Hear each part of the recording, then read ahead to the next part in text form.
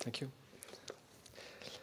And now I'm inviting on stage Christian Müller from EHA, the President and Technical Director for the official opening on behalf of EHA of the conference.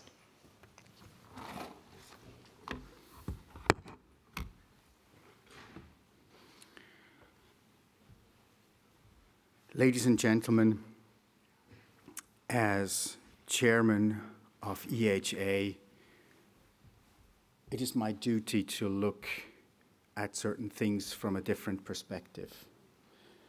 And my duty is also to say some of the things that if we talk about technical issues, that we often forget to see the wider picture.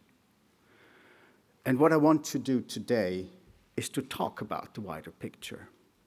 It has become clear and it is evident that it's all about sustainability. While the world leaders descend on Sharm el-Sheikh for the COP27 in Egypt, we are gathered here in Cologne for the EASA Rotorcraft VTOL Symposium. While we are looking forward to great presentations, meet friends and colleagues, what is happening in Egypt will have profound consequences in our industry in the next 20 to 30 years to come. It's all about sustainability. We have just started this transition. It's a transition that will require us to pause and analyze the way we have been doing things. It will require us to question the way we do things now in order to find better ways in the future to achieve this goal of sustainability. I want to touch upon a few areas where I believe we need to change. First, innovation and time to market. Second, energy replacement. And third, talent. First, innovation and time to market. Our current framework for development and innovation is focused on safety. When we look at the developments that we have experienced in the last 30 years with regards to safety, the progress is remarkable. However, this has come with significant costs. The pace of innovation is not what it once used to be. When we look around the world outside our industry, the opposite is true. Every 12 months, we can buy a more modern and more performant phone that we carry around with us every day, almost every minute of our lives. The capabilities are staggering. But when we look at our helicopters, we see that there is little transfer of these capabilities. The principles of current certification requirements were developed decades ago. They were developed during a time where there were still many accidents due to design and material weaknesses. These certification standards have served us well. However, we have achieved the technological level where material failures, as we have known them in the past 50 years, are no longer present. In order to kickstart innovation in our industry, we need to revisit these certification standards, be honest about their value and what effects these requirements have limiting innovation. Every company bringing a new product to market must be thinking about the economic viability of an investment. They will only do an investment if they believe that this will pay out over years to come. Now, in the helicopter industry, we are faced with the fact that there is only a limited number of clients to which to sell these products to. To be profitable, the price for each will have to go up. And the price is driven by the costs and enormous demands to get a new product certified. Take flight simulators. I can buy an excellent, lifelike, high-fidelity simulator at home for about €1,000. To be able to use it in our industry, the price increases by a factor of 1,000. Some people may argue that by supporting this review, safety will be reduced. I do not believe so. As a pilot and flight instructor, I know what it means to climb into an aircraft that I consider to be safe. I want it to be that way. However, I also want to climb into an aircraft that has the latest safety feature implemented that will help me to increase my situational awareness and increase control over my flight path. We see unintended consequences of these regulations in various areas. How is it possible that we still struggle to add crash-resistant fuel tanks to the current fleet? How is it possible that companies hesitate to invest in new airframes? How is it possible that the most popular helicopter, turbine helicopter in Europe, has been developed over 50 years ago, almost 50 years ago, 1947 to be exact? So we should honestly evaluate the requirements and level of safety that we are requiring, not just from new design, but also olds. How are we going to achieve an expected failure rate of 10 to the minus 9, which is once every 114,155 years? When there is a new iPhone and 2 or 3 software update releases available every year to fix bug and add new features. How are we going to certify quickly evolving hard and software under these demands without having to put in double and triple redundancies in our design? I urge you to revisit the current standards, ask some hard questions, and be honest about the answers. Second, energy. We need a lot of energy to take off and land vertically. It is true for both single and multi-rotor designs. The physics to lift a certain weight are the same. The ability to produce this energy in a short period of time requires exceptional high energy density. For now, if we need to repeatedly perform takeoff and landings, this is only possible with fossil fuels. While I'm certain that replacement for fossil fuels will be available and enter the industry, we also have to acknowledge that this will take at least 15 to 20 years.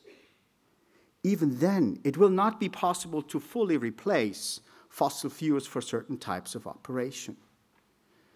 If we are willing to accept reduced range VTOL aircraft, we still must think about the infrastructure required on how to replace depleted batteries during a quick turnaround at vertiports. To achieve carbon neutrality, we must therefore look at our industry more holistically. We need to evaluate the entire value chain and identify areas where we can reduce our carbon footprint. EHA has started on this. There are many moving parts that come together that need to be optimized as a whole. Different legal domains overlap the areas where we need to implement change. I am thinking about construction requirements, local zoning laws, environmental impact requirements, etc. This will be a challenge outside the strict boundaries of aviation law. Our industry needs to shape a mid to long-term vision to make this all a reality. It could include to produce SAF locally. The technologies are known. We can capture the required solar energy needed on the roofs of our hangars and the green areas around our landing pads to supply the chemical process to synthesize SAFs. But what will it take to streamline the process to get all the permissions required? What else can we come up with? Much needs to be done in this area. However, we should not let the quest for new kinds of energy dominate all our efforts. Yes, we need to keep innovating and investing in new types of energy, but we have to broaden our perspective and focus on what we can already do now. This will take at least the same amount of effort as finding a new source of energy. Third, talent. Without new talent, our industry will wither and struggle. We need concerted efforts to change the narrative about our industry. We need to change the narrative about the attractiveness of our industry and why a career in vertical lift is both satisfying and valuable. If we want to be able to perform the transition to sustainability, we need to attract bright, innovative young people into our industry. We have to communicate more why our industry is attractive, provides value for society, and offers personal satisfaction. The current generation of talents want to get more out of work than just a career. It has to fulfill higher motivations as well. A career in the helicopter industry should once again become something prestigious and valuable. Unless we increase our efforts in this domain, we will lose the minds that will generate the ideas how to enable and accelerate the transition to sustainability. In addition to this group of talent, we need to be able to attract people that actually do practical work. I'm talking about flying and ground personnel, maintenance staff, and administrative functions. We need to be mindful that the current tendency to increase the academic level to enter our industry does not prevent us from getting good people in all functions. We must define new entry points and career paths without an academic degree. Not every pilot needs to know how to perform polar navigation and solve differential equations. Not every mechanic needs to know how to develop and program a flight management system. There are many jobs that require a different skill set. We need people in our industry who are good with machines and equipment because these capabilities are also required in our industry. Let's get them in and offer them a satisfying career. Both areas complement each other. To conclude, it's all about sustainability, but it has a price tag. The decision to protect this earth for our children and grandchildren has been taken. Governments around the world are implementing to reach this goal.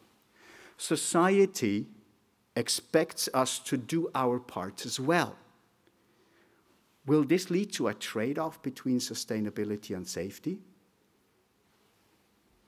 Yes, I'm certain of it. The goal of sustainability will be valued higher than reaching certain levels of safety because the overall impact on climate change on society as a whole is more significant. People will still want to travel. We still need to be able to fulfill our missions, be it rescue, construction, supporting energy production, and supplying communities. Reaching this goal will not be possible in the current framework, neither for helicopters nor for VTOLs. Again, society expects our industry to become carbon neutral. So, to maintain a high level of safety, we need to think about how we can incentivize it. A new paradigm will emerge how we regulate. It may well be that we regulate sustainability and incentivize safety. We need to start thinking about this as soon as possible. Going forward, we will have a sustainability day at each European Rotors. This event will provide the forum to discuss these issues. Because maybe in 5 to 10 years, EASA will no longer mean European Aviation Safety Agency, but European Aviation Sustainability Agency. Thank you very much.